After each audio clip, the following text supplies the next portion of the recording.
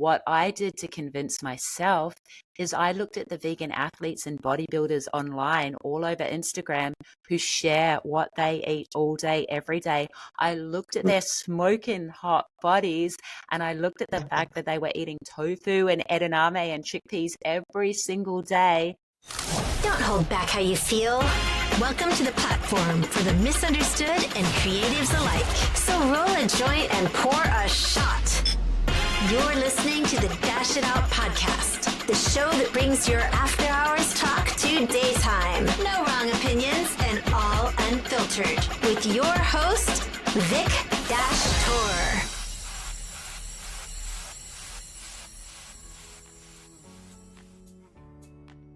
So, welcome to another episode of the Dash It Out show. I'm joined with our all-powerful host, Kate Galley.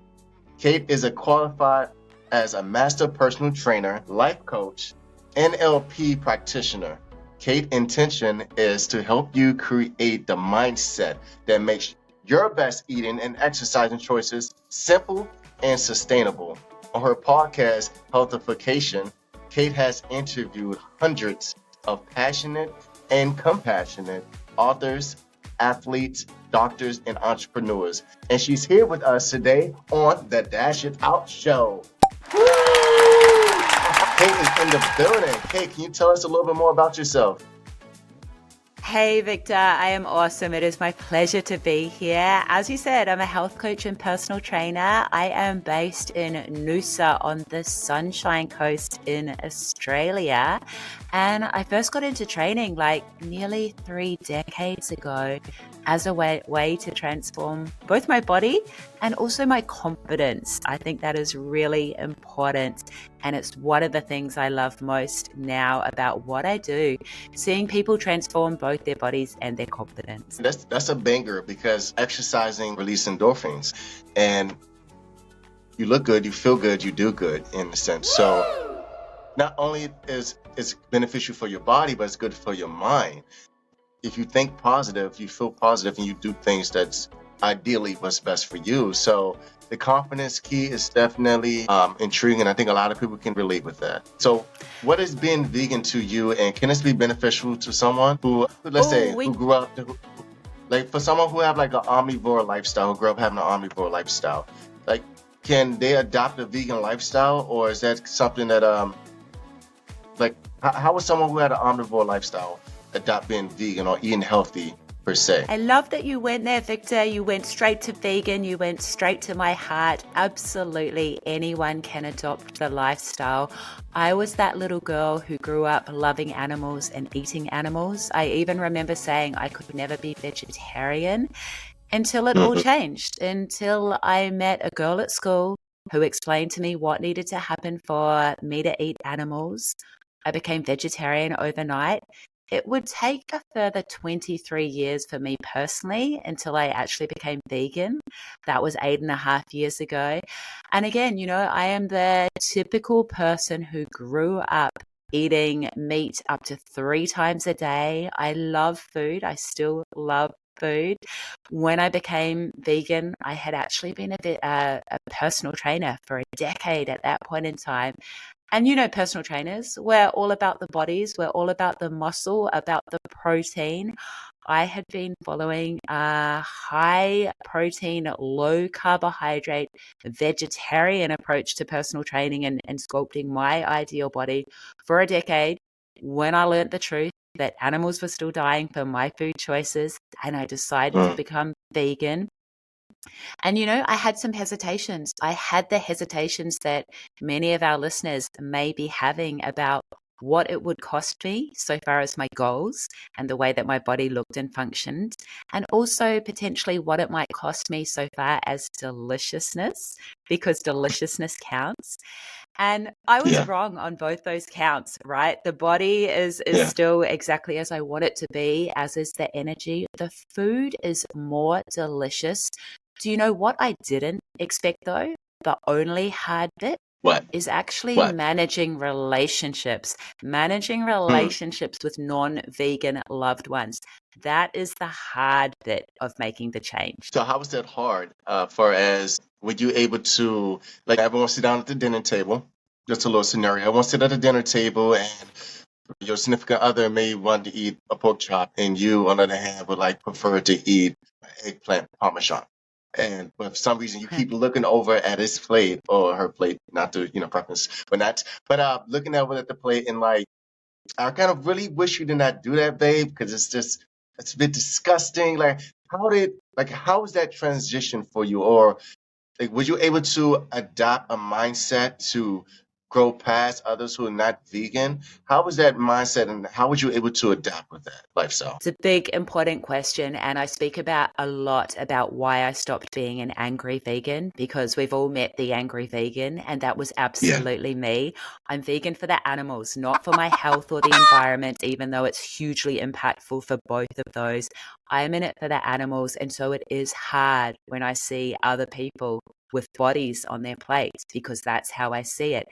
And it was costing me in my relationships. That was creating conflict. And I'll even say it was making me lose respect, even lose love for some of the people close to me, because it's a big difference in values and beliefs when someone you love is making these choices that are in such stark contrast with the way that you live your life.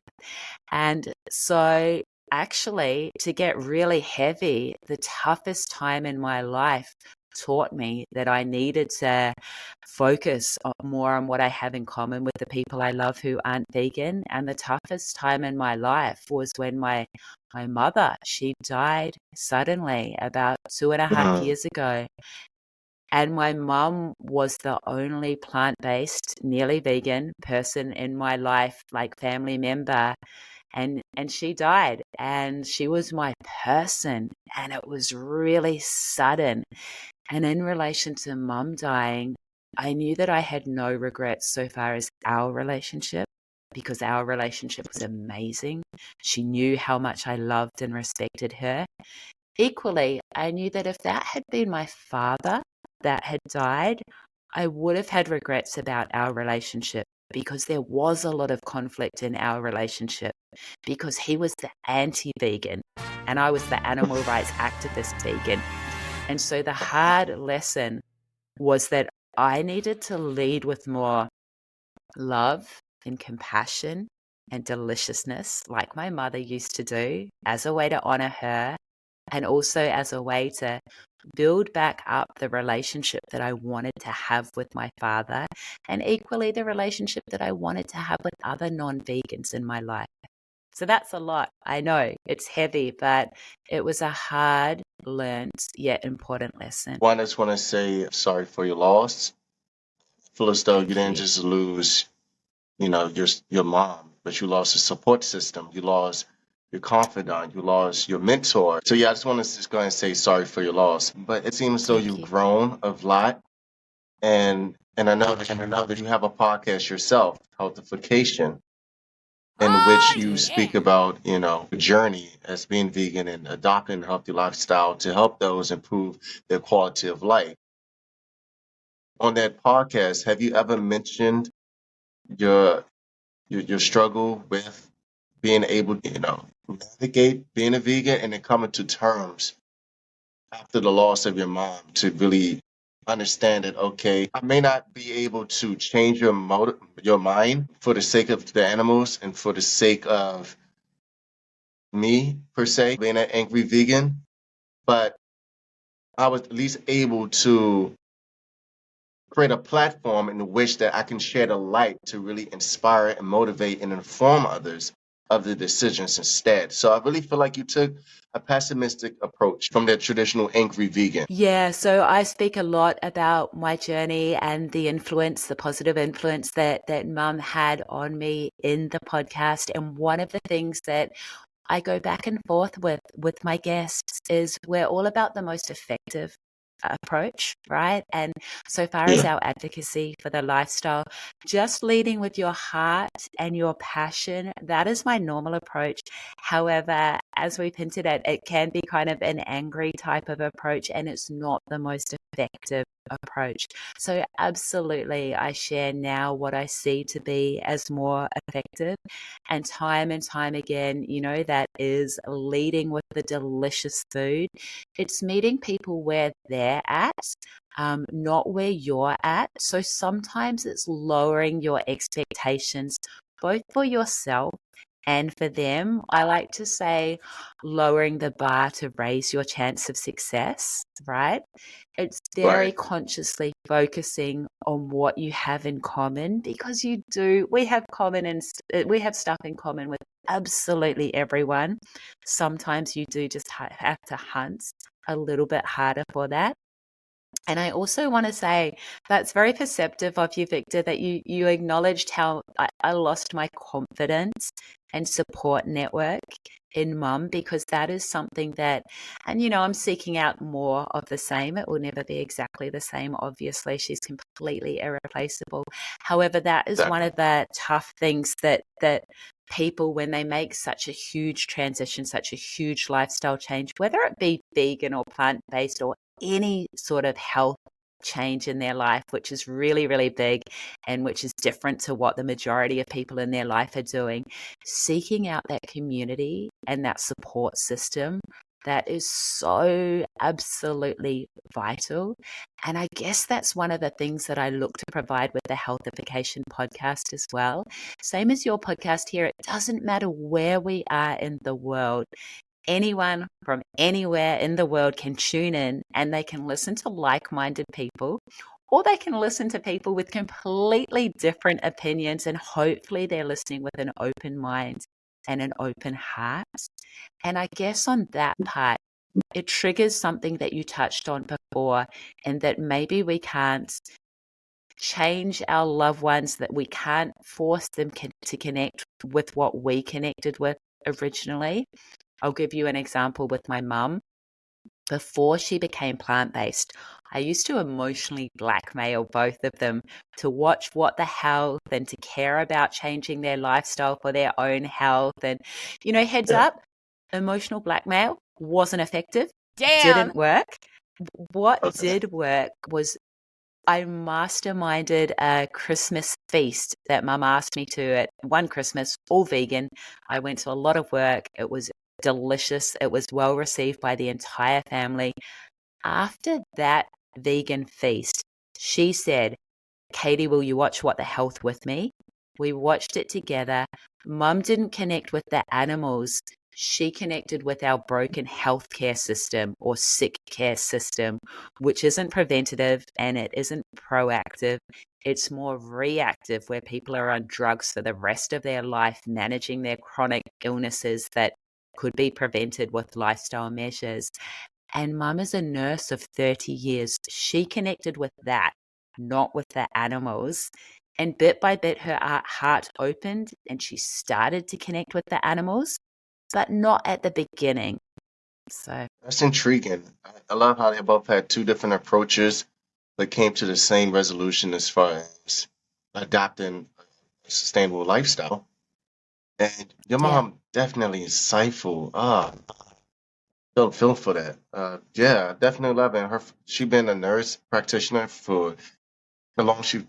Yeah, I mean, I feel for that. I definitely feel, because it's, the motives is right? Okay, the hmm intentions are great. That's why I want you to come on to the show, because I really feel like you have a powerful message to convey. Now, I'm not a vegan myself, but Boo! I'm cutting back a lot of meat in my life. I no longer eat a lot of Amazing. dairy. I started to cut dairy out of my life. I very rarely eat protein, but when I do eat protein, I try to, I stick with chicken, but I'm like slowly but surely in fish. I slowly but surely try to cut certain things out of my diet, because I notice with me, I get groggy.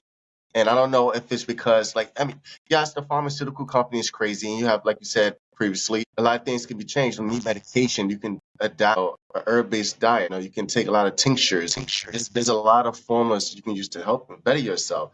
And it's the same thing with the foods. And the food is no different. The food industry is just as worse as the pharmaceutical company. If we keep being completely honest, realistic, okay? Genetically engineering chickens, genetically engineering fish, genetically engineering a lot of, like, come on now, like even our fruit is weird. Like, I never know a fruit to not have seeds. How did it grow? Isn't that like the natural order of life? It comes from a seed, it grows up, it sprout, it creates, you plant that, pick that tongue twister, you pick that fruit, okay? And you open that fruit, and what's in it? Seeds to restart the process all over again, right? So when you have like a lot of fruit nowadays that don't have seeds, it's like, okay, well, how's it growing? Like, it's things like that that just don't make sense. But it's like you definitely gotta watch what you eat, and you definitely gotta watch. No, it's not about what comes to your body, what goes in. And a lot of mental health, believe it or not, depression, sadness, anger, irritability, and it's actually statistically proven that it can really comes from poor diet, like a lot of fast food, irritability, insomnia, depression, anxiety. It can all come from not eating correctly. Like even coffee is not good in large amounts. Coffee is known to cause anxiety. It's been known to cause jitters. So I've been trying to adopt healthy alternatives. One of my healthy alternatives I like to use is this. I don't know if you can see it, but it's ginger beer. This is my natural coffee here, and this gets me up and Nice. going. Yes, it gets me up and going, and that's an alternative. Taking out coffee. I'm taking out oh, high fructose syrup, granulated sugar, and dropping all of that. Yeah, and dairy, kicking dairy to the side as well. Now the protein with me is the one thing I struggle on, because I do have a fast metabolism. And I do also have like what's it called? Anemia. I suffer from anemia. So, excuse me. And when I was a kid, I had a low iron deficiency. So certain things that my body just got so accustomed to, but it's essentially the same as being on drugs. Your body got so accustomed to it that once you take it away, you start to go through withdrawals. So this is gonna bring me to one of my other questions. What would be the process of becoming vegan for someone who never been vegan in their life and they want to start vegan? Because there have been instances in which individuals gotten sick because their body, like I said, their body's gotten so accustomed to eating certain foods. So what would be a step? What would be an approach to like slowly get into the vegan lifestyle? To make it sustainable, the first step should always be to connect with your why and to add huge emotional intensity to that why.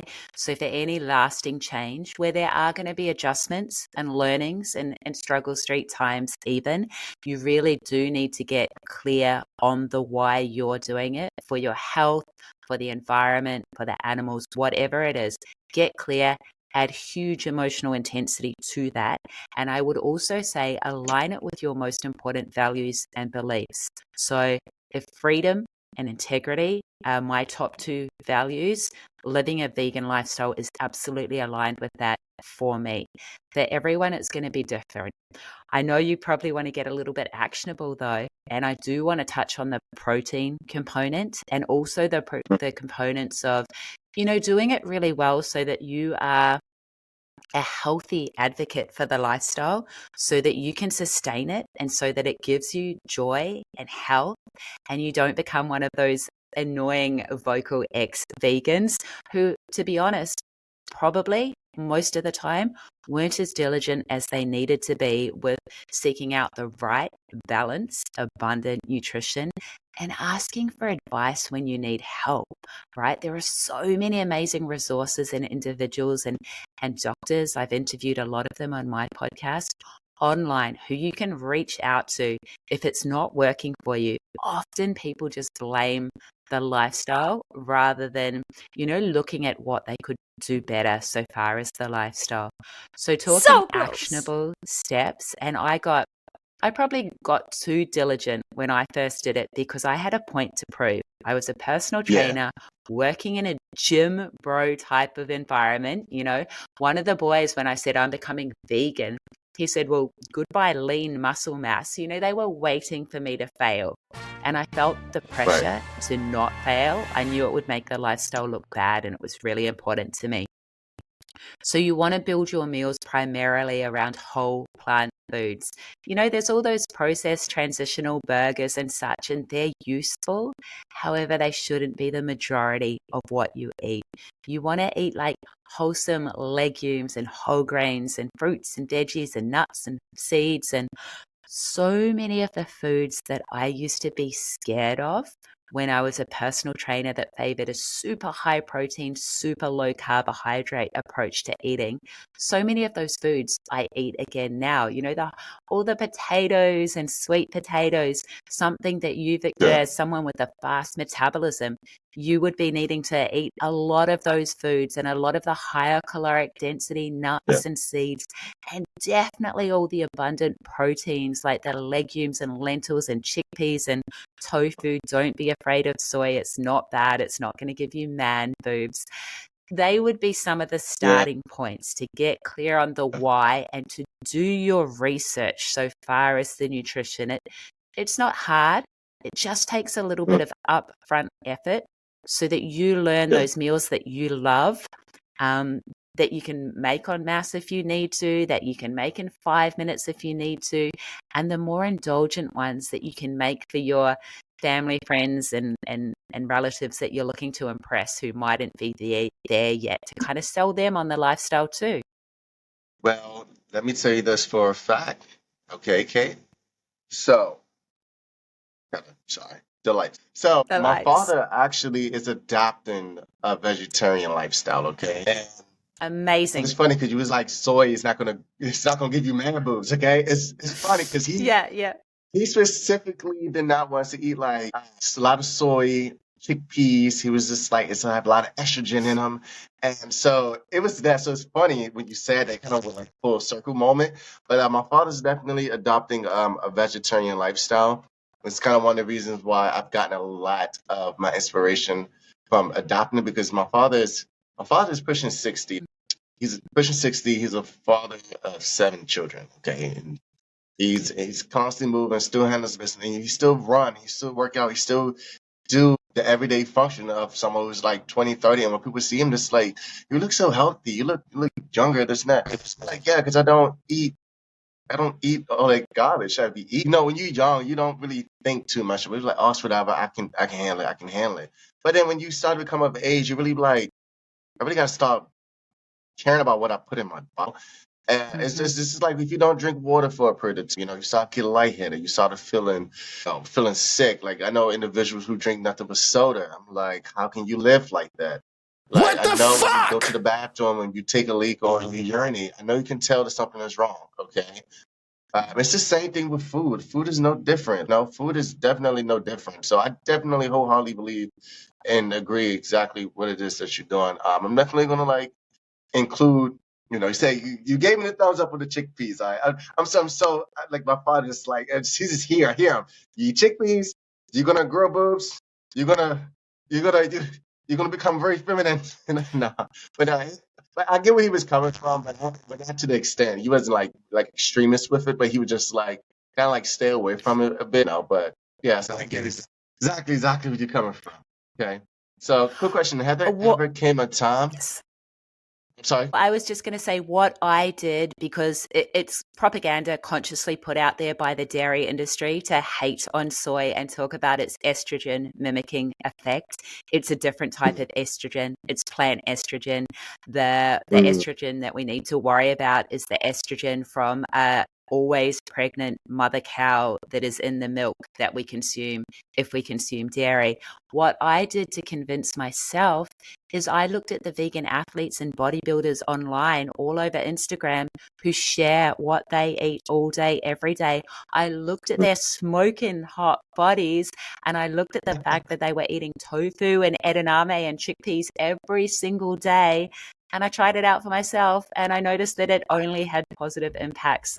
So maybe point out some of those amazing athletes to your father, the Nimai Delgado, the Torrey Washington, the Corin Sutton, all these people. Yeah. Point them out to your dad and just show him those pictures. I tell you this, okay? I love me some good hummus. That's me. So Amazing. if like hummus, I'm sorry, you're not breaking up me and hummus. I'm sorry. Like it's times when that whole scenario I brought down with you and your significant other, and you like looking at him with the steak and me, like you eating the salad and whatnot. But in my father's case, like he'd see me like eating my hummus. I would be like, cucumber slices or even bread, not necessarily pita bread, but any type of bread, because I just like hummus, I still love it. I'm actually mouth watering just talking about it. Especially spicy very hummus. good. Hummus with some cayenne pepper, some paprika. Yeah, spicy hummus. Oh, I'm eating it. Yummy. So I do want to ask you another question real quick. So have you ever came a time in which you were reminded of the life coach experiences you was teaching others? Like far as, have there ever been a time when you was teaching others certain life experiences to coach them in their life, and it helped reminded you in the moment in time that you needed it the most? I mean, I think the people that study life coaching as I did, I think we study that for ourselves as much for our clients and our careers, and the learnings are absolutely for ourselves. I would say that every single day I'm reminded, the lessons that I'm imparting with my clients are absolutely the lessons that I need myself. So I don't even know if I can think of one instant, because it is all of the time. Absolutely. And I think one of the most important lessons is to back yourself 100%. I learned that through the coaching academy. I learned that in what I like to refer to now as the Business from Hell, which is a personal training franchise that I was part of. And it was absolutely a period of time in my life where there was no freedom, not much passion. I was working crazy hours for minimal money, and it was incredibly stressful. But I learned that I was the one that would get myself out of that situation. You can't rely on other people. You can't know what's coming today, Ding, ding, ding. tomorrow, or next year. Yeah, You listening, 100%. people? What you can know is that you will come through for you. You can build a certainty in yourself that you can't have in other people or circumstances. And I consciously learnt to build that certainty in myself. And that is something that I love to impart with my clients as well. That belief in yourself. That's probably one of my biggest lessons. Ah, beautiful. Beautiful. Love it. I love it. I'm going to add some sound effect claps later. But right now, beautiful. I love it. Hooray! And you study life coaching, so it's second nature. And I find it motivating because there's times where I don't study life coaching, but it's times when I shared my life experience, which is, in a sense, is life coaching. You share your life experiences. How have you gotten and managed to overcome an obstacle, or to embrace the good, the great now? And so it's times when I've done that numerous occasions and inadvertently reminded myself while talking to somebody, like, but that was really motivational. Like, it comes from somewhere. It comes from, I don't know if you believe in God, but it comes from the Creator. It comes from the universe. Ethereal feeling that connects us all. So I was just kind of curious to know, like where was your stance on you being a life coach? But yeah, definitely, I love it. Okay, so Nice. are you ready to play a game? For sure. Are you ready to play a game? Okay, so we're about to do it. Yeah. So this is called Dine and Dash. Now, typically what it is pretty much just a lightning round. Okay, it's a lightning round. And what I'm going to add a series of questions, and it's going to be either or. So I'm going to go ahead and start, and we about to go now. Okay.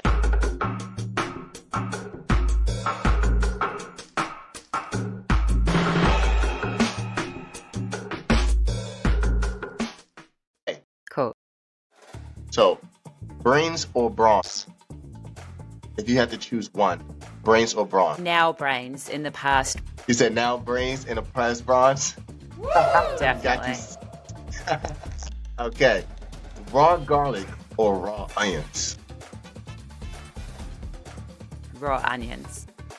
Raw onions, definitely raw garlic for me. Ew, gross. Exercising or perfect health? This was a little tricky. I don't think you can have perfect health without exercising. I'll choose perfect health though. I think they go hand in hand. They do. It's a trick question. So I just had to throw that in there. I'm sorry, I had to. It's very derivative, right? Yeah. Exercise or perfect health. They kind of go hand in hand. It's very derivative. I had to throw it in to mess with you a little bit. Okay. What right have you to be merry? Walking. Was it power walking? Was that the first one? Yes, power walking. I'm going to say running because I just walk. I stroll or run. So I don't power walk. So let's say running. I'm a power walker. No, I think We're opposites. they just living a fast life in DC, New York, Atlanta. Like, I just kind of so used to like walking fast, and it's just been a thing, you know. Because I'm not thinking about exercising, I'm technically exercising. It's like my fault. It's like I don't know what it is, but it's the best way that I can actually start working out and get myself to really get into a routine of working out. It's almost like when you purposely walk up the steps instead of catching the elevator. So definitely power walking for me. I get okay. you. Okay, so I will get you for the last one. Okay. Mm-hmm. The Dash It Out podcast or Healthification? Oh, that's really awful. But of course I'm going to choose healthification. That is my heart. That is my baby. Okay, and you should. Okay. Once again, this had no mess with you. And you should. It's your show. It's your baby, right? Healthification, sure. everybody. But yeah, thank you so much for coming on to the show. It's been a pleasure. It's been insightful. It's been enlightening. It's been motivational. So, Kate Galley, it's been an amazing time. Thank you so much for coming on to the Dash It Out show. Everyone, Kate Galley, okay? Give a round of applause and love and shout out. All the links and information will be linked in the description, either below or on the left, or on the right, or above, or wherever it's posted on social media, because the description boxes are always changing. But I know on the Dash It Out page, it's going to be listed right at the bottom. In fact, that may change too, maybe on the left or right. Either or, you can definitely check out all her works. Kate Galley, before you leave, you can go ahead and tell the listeners where they can find all your work. Thank you, Victor. This has been so much fun. Best place to connect with me is via strongbody.greenplanet.com and the Healthification podcast. I've loved it. Thank you so much. Thank you so much again for coming on to the show, everybody. All the information will be linked in the description below. And that's it for the Dash It Out show. Please feel free to follow us on social media, Instagram, Twitter, Facebook, or just go to mydashitout.com. You can check out everything there, including this amazing episode with my amazing co-host, Kate Galley. Until next time, I'm your host, Vic Dash Tour.